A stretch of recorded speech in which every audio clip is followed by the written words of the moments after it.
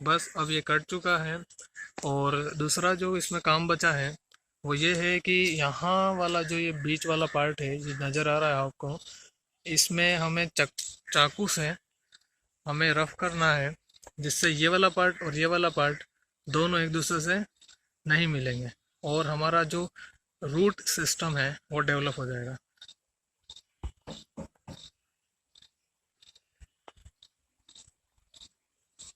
ये चारों तरफ हमें करना है गोलाई में, और ये हो जाने के बाद पानी से हम इसे धो लेंगे। पानी से इसे धोना है, इस तने को अच्छी तरीके से।